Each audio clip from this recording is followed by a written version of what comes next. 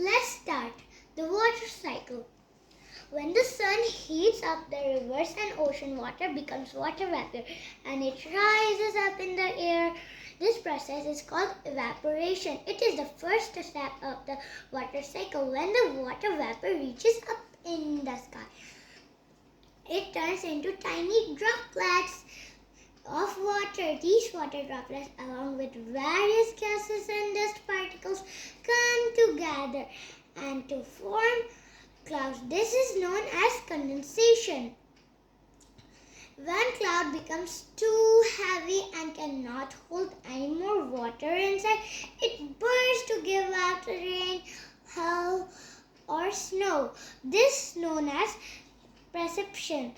As it rains, water gets collected in oceans, lakes, and rivers. It even seeps through the soil and becomes groundwater. Thus, the water cycle is an continuous process of evaporation, condensation, and precipitation. Thank you.